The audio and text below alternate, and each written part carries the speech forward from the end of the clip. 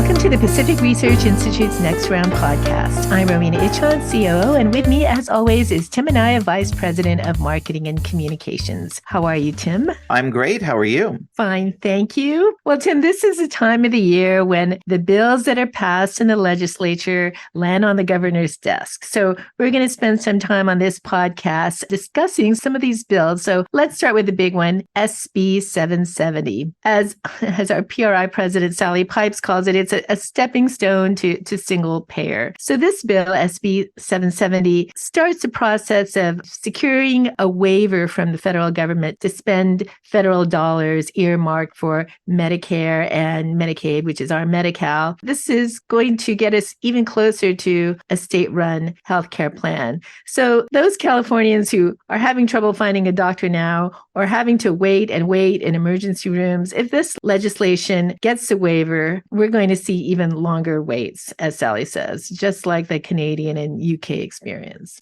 Well, I feel like it's really the governor trying to have his cake and eat it too. So, of course, one of the main opponents of this bill is the nurses union, who are the biggest proponents of single payer. And they make the case that this bill isn't really single payer and it's not going to get us, to where they want to go on government run healthcare. And they are somewhat right. This is dependent upon the Biden administration and Javier Becerra, the Secretary of Health and Human Services, giving California the green light to spend this money on a single payer system. Well, I feel like that's a bad precedent. They're not going to want states spending money on whatever. They want the federal healthcare dollars to be spent as they want them to be spent. Money from Washington always comes with strings attached and tries to control the spending behavior of states. I also feel like regardless of Javier Becerra being a single payer proponent, Joe Biden is not. And I think at the very least, they are not going to want to have any discussion of their greenlighting any kind of a single payer proposal in an election year. So at the best, they can make the request, but even if Biden were to go along with it, it wouldn't happen until after the election. But I feel like as the precedent of it, they're not going to give California that waiver. So for Newsom, the politics of it, it's great, right? He's taken a step forward on single payer, knowing that it's not really going to amount to anything. The nurses unions are jeering, but in the raw politics of it, well, he has technically taken a step forward towards single payer. I was actually hoping, Tim, that he wouldn't sign this one. It's not something he stumped for or really championed. He didn't originate the idea. And as you say, I suppose the downside of not signing would have been taking a lot of heat from the single payer crowd.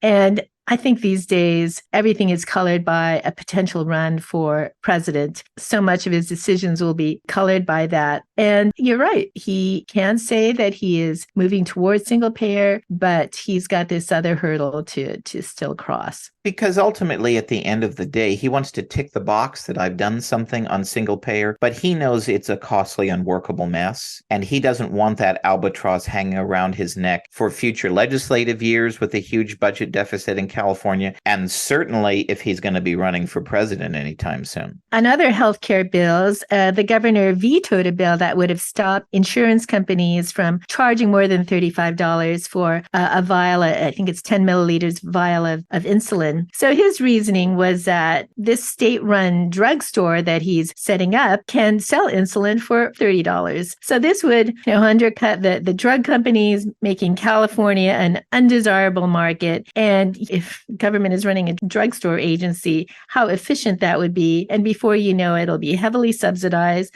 by taxpayers and we could have shortages in the state. So, yep, he did veto a bad bill, but his solution is even worse. That's right. All that being said, I'm surprised he didn't sign it anyway, because the demagoguery at the federal level and at the state level on insulin and price caps on insulin is just, over the top. So I guess you got to tip your hat for a little bit of consistency here that he's doubling down on his way forward on the insulin pricing issue. But you're exactly right. When we go down this road it starts with insulin, but then there are going to be many other life-saving drugs that, we want to have government negotiating prices or setting prices. You are going to see that real issue of access, and you are going to see that real issue of taking away the incentive to spend the many billions of dollars it costs to generate through the R&D and the testing and getting ready to market the life-saving drugs that we're so fortunate to have access to in the U.S. that people around the world in government-run healthcare systems don't have access to. Another bill that's come up in the past that Newsom signed, and I know this is one of your pet peeves, Tim, is the unionization of legislative staff. So have at it. I know you have a lot of opinions on this. Well, I just think, and interestingly, a lot of my former fellow Republican staffers have kind of gone along with this bill, and I think they were sold a load of goods. There is no question that Republicans have fewer staff per capita than Democrats. The pay for Republican staff is significantly lower than the pay for Republican staff is significantly lower than the pay for Democrat staff in comparable positions. That, in fact, there was just a great article that documented the pay disparities between the parties. We have all of the issues with HR and the Me Too movement and claims of sexual harassment and inappropriate behavior, how that's being handled. But to think that joining the SEIU is going to make a difference in any of this is just silly. Number one, on the Republican pay staff disparity issue, the reason for that is budgeting levels.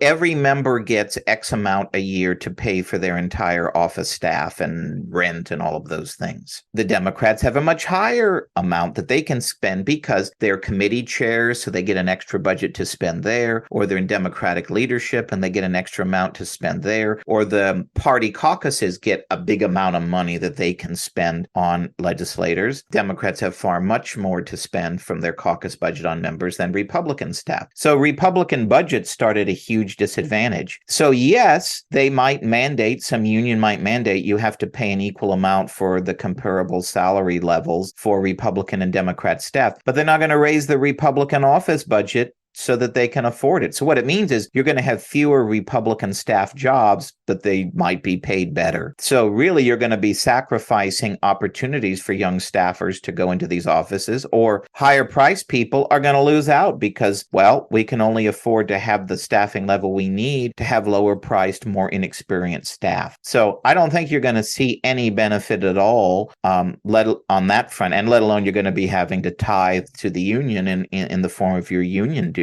At the end of the day, you're still negotiating a union contract with the same bad actors. So if the legislators who say they care about you, a lot of the debate on the floor was about, we care about our staff and we want the best for them.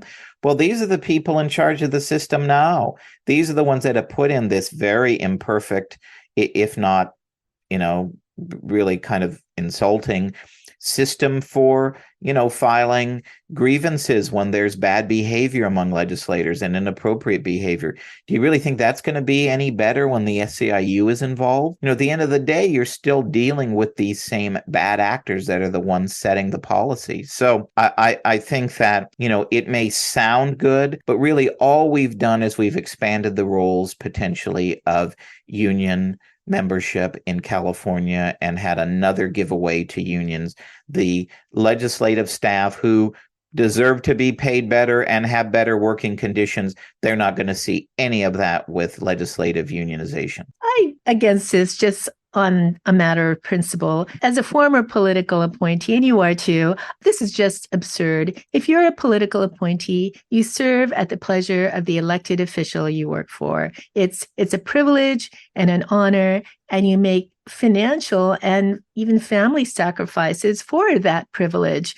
With unionization, I can see an entrenched legislative staff in Sacramento. We will have a swamp run by a lot of little Loch Ness monsters. That's right. And you don't go into it for the pay. You go into it if you go into it for the right reasons, you go into it for the cause and for public service and to help elected officials that you care about and are invested in their success. And you go and you work for 8 years or 10 years, and then you make your money afterward when you go work for an association or go work in the private sector. So you're exactly right on that front. The other interesting thing that I saw in some of the coverage of this issue is that staffers were complaining that they had to get their members dry cleaning and they had to do all of these things unrelated to their jobs. Well, I gotta tell you, isn't that a young person getting a job 101? I mean, when I worked for legislators, I had to scrub the shower floor. I had to move my boss at the time in and out of his apartment. I had to move him in and out of a storage space.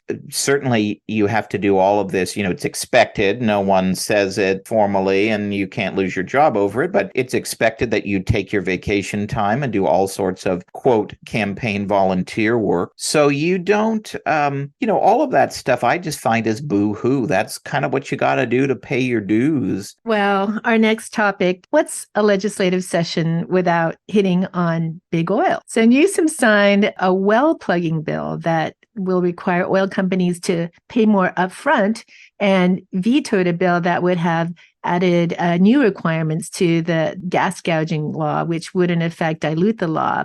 He also signed a couple of bills that would require companies to report how climate change is affecting their business. That's huge. He also signed another bill that for large companies doing business in California to annually report their global emissions of carbon dioxide and other greenhouse gases. And let's not forget, there's a lawsuit on oil companies, and Newsom and Bonta had started. So look at all this. I can only see higher gas prices on the horizon. It will just make the state virtually impossible for oil companies to want to do business, and raising prices even more for consumers. Just a vicious cycle. One of the interesting things about this bill is, and we've been covering this bill quite a bit this session, and one of the issues that our Wayne Weingarten has pointed out is that this bill, and he did a past study on state and local climate change lawsuits that are becoming very popular. And bills like this,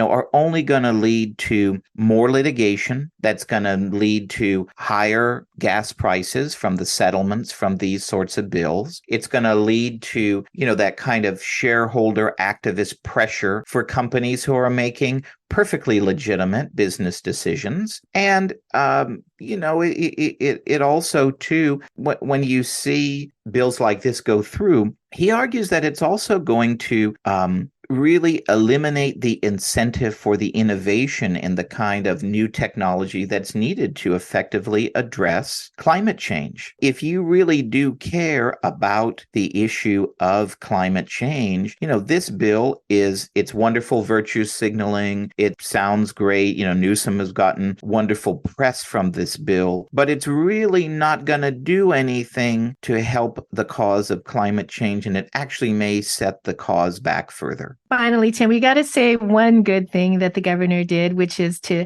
veto unemployment checks for these striking workers. So there's already a shortage of qualified workers in California. If he had signed this bill, it would have prolonged the strikes. People would have stayed home, collected a paycheck. It would have really been a damper on businesses. We have events from time to time here at PRI, and we've actually avoided the hotels because of the strikes. We want to make sure that our event naturally runs smoothly and there are no hiccups. So we've turned to private clubs. Now, if you multiply that with so many other organizations and businesses that are having events, you really start to reduce the economic vibrancy and the tourism here in the state. This is one of the interesting things that Newsom talked about at an event that Politico Pro held in California a few weeks ago here in Sacramento. And they asked the governor about this bill. And so I wasn't surprised when I saw this veto, because he said, it sounds wonderful, but California has a huge backlog of unemployment debt in our system. It's something like in the $18 to $20 billion range. And a lot of that comes from the pandemic and the various expansions of unemployment benefits then. And And that's paid for by employers and the payroll tax. And so he basically made the point, we got to pay down that debt first before we go expanding eligibility to unemployment for a whole bunch of other things. Now, the proponents of the bill said, well, this is a thing and it's not going to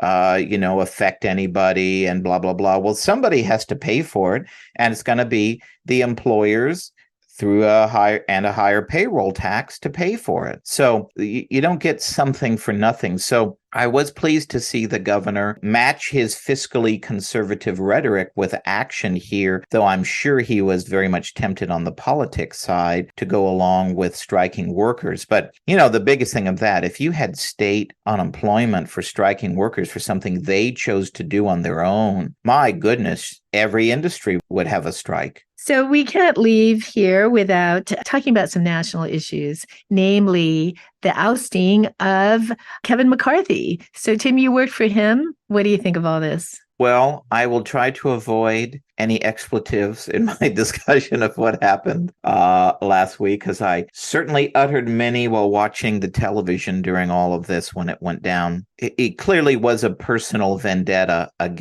by Matt Gaetz against Kevin McCarthy, and he brought along a few other random people to come with him. They were not all united by the same thing. You had this kind of merry band that had their own individual grievances with Kevin, and a lot of it was kind of pushed as a statement against the status quo of Washington and all of this spending. Well, Kevin adopted under his leadership, I would argue, he had the most conservative agenda enacted through the House in generations since Newt Gingrich was Speaker. On spending, Kevin was going in the right direction on cutting spending. And when you don't empower the Speaker, when you play these little games and you don't empower the Speaker to negotiate on behalf of the caucus, well, you're really not going to get any conservative direction on spending. There was a lot of kind of procedural talk about they don't like omnibus spending bills and continuing resolutions. They want to have, they call it regular order, where you pass all the appropriations bills and then a formal budget. And there's nothing wrong with that. But these very people, and the House was starting to do that, but these very people voted down all the appropriations bills. So you can't complain that we're not having appropriations bills and going through that direction when you yourselves vote down those appropriations bills. Now that we see, after the tragedy in Israel over the weekend, you see the importance of why we need to have a strong Speaker of the House there to stand up for Israel and many other things. So the bottom line is, if you say that your criticism is a conservative direction and you want Congress to go in a more conservative direction and more conservative fiscally, well, how do you accomplish that when you essentially cross the floor and vote with the Democrats to basically give Democrats control of the House? So at the end of the day, it's a lot of talk, I think, that kind of masks their own individual grievances. And so you bring the whole party down. And, it doesn't matter that 96% of the Republican conference was happy with Speaker McCarthy. When you have a narrow majority, those few can bring it down, and you got to basically kiss their ring. I'm curious to see going forward, are we going to get a speaker elected this week? Can any of these people, maybe they can win a majority vote in the conference, but are you going to get 218 on the floor? I think it's unlikely. If you don't have that, are you going to move to a way where, like we saw in California in the 1990s, when Republicans won a majority for the first time in decades, and when it was a 41-39 majority, and individual grievances by one Republican led to basically a 40-40 split, and you had kind of Republican speakers for a year elected with Democrat votes until we had recall elections, and Republicans finally were able to elect Kurt Pringle as the first Republican speaker in decades. If you drag out a speaker's election now, which is certainly entirely possible, might you see something like that, where Democrats coalition with a group of Republicans who are sick and tired of everything to elect a less conservative Republican who's acceptable to the Dems? So it was very disappointing. If you claim to be for what you say you are, that is not going to accomplish that. And finally, speaking individually, Speaker McCarthy gave a young kid like me an opportunity to work on his communications team and learn a lot. I mean, I was talking with some of my former colleagues from that era over the weekend. We learned so much, and we had the opportunity to get our feet wet on big things because Kevin was a big guy here during that time. Even you knew he was going places, and so the things you got to work on and the people you got to work with were people you'd never have the opportunity to do in any other situation. So I'm always grateful to him for what I learned working with him and the opportunities that I had there, and certainly very upset for him personally, and thinking of him and his family and his staff then, because he in my view, he certainly didn't deserve to have this happen to him when he really was the strongest leader we had nationally in elected office for the conservative agenda. Well, what's so discouraging, Tim, is that the Republicans never seem to miss an opportunity to shoot themselves in the foot. And this is just one more out of a whole string of issues that they've come across. And it's just painful. And as you say, here we are, Israel is at war, and we don't have a Speaker of the House.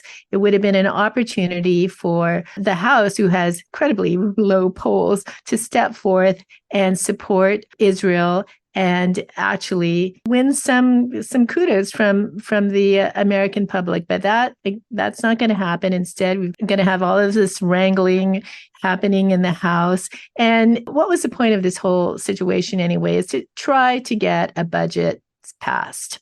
And who knows if we can even achieve that. We've got, 30, 35 days now.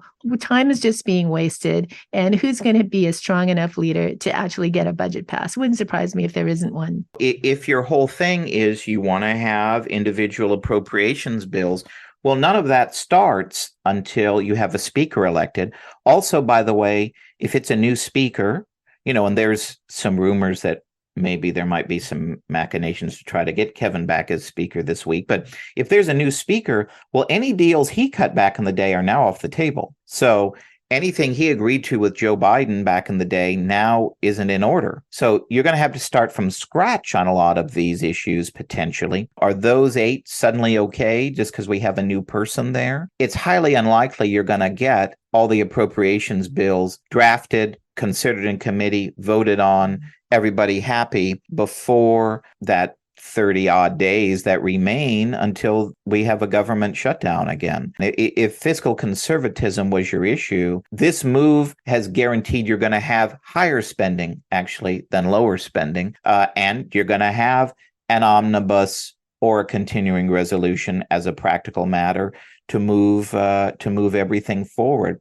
The other thing I think that's interesting, and Ro, you bring up a good point. When you work in a legislative body, yes, there are debates between the Democrats and Republicans, but there's also a rivalry between the upper house and the lower house. And the Senate always would try to jam the assembly here in Sacramento with a terrible budget or whatever. And it's the same in Congress. Well, with the continuing resolution that McCarthy pushed that was supposedly his crime for those 8 dissident members, well, look at what the Senate was talking about jamming down the throats of the House. And instead, he flipped the script on them and passed the House's version onto the backs of the Senate. So, just from that angle, that even the House was getting to set the path forward on these things rather than the Senate sticking to the House, that's another key thing that never would have happened before. So it all makes no sense. There certainly was no strategy, and it was all driven by pettiness. And so we'll see what happens this week and going forward. And finally, Tim, we can't leave out the situation with America's newest senator, Senator Laphonza Butler. It looks like she actually did live in California. That's right. It's kind of 101 politics, right? You should do all the kind of background work on the person before they're announced. And, that was a key glaring thing. Or they knew about it and didn't care. But, she'd been working in Washington as the president of Emily's List. She lived in Maryland and was registered to vote in Maryland. Well, gee, wouldn't you think that you I don't know, had asked her to register to vote in California at least, or make clear that she's living in California again before you appoint her as the United States Senator? So I don't know if that was arrogance or bad staff work or both, but boy, that was a huge unforced error, I think. Well, I don't think there are going to be any repercussions.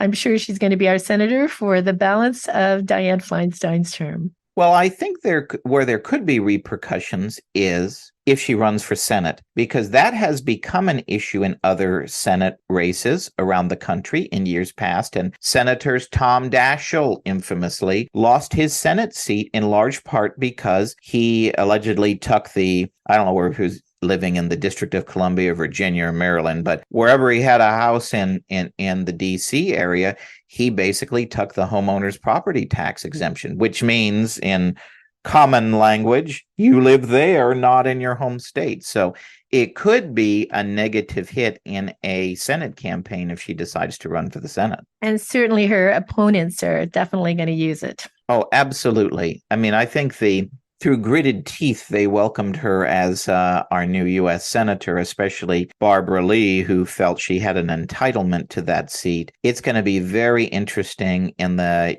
coming month or so. Remember, the primary election is Super Tuesday in March. So she will have to launch a Senate campaign, really within the next month or so if she's going to make up the ground and raise the money, which she can do with the people that she has connections to with Emily's List and SEIU and the gay community. That could be a very key issue that a lot of them bandy about in a Senate campaign. Well, thanks everyone for listening, and we hope to see you Saturday night at our gala in Northern California. If you haven't already bought tickets, can still buy tickets. There's still some seats left. Our keynote speaker is Neil Ferguson, and he will be interviewed by Peter Robinson, a Hoover scholar, and also former Reagan speechwriter, author of the Tear Down This Wall speech. Neil Ferguson is an acclaimed historian, political scientist, and it's going to be, especially now, given so many of these world events, be a great time to hear what he has to say. So thanks very much. You can get the details of our gala on our website, pacificresearch.org. Thank you. Bye. If you like this episode, please tell your friends and subscribe to PRI's podcast at iTunes, Google Play, Stitcher, TuneIn, iHeartRadio, and Spotify. And when you're on these platforms, don't forget to give us a big 5 stars. If you don't subscribe to any of these, you can still listen on PRI's YouTube page, youtube.com/Pacific Research 1. That's the number 1. Thanks for listening. I'm Rowena Itchon. Hope you'll come back again for next round with PRI.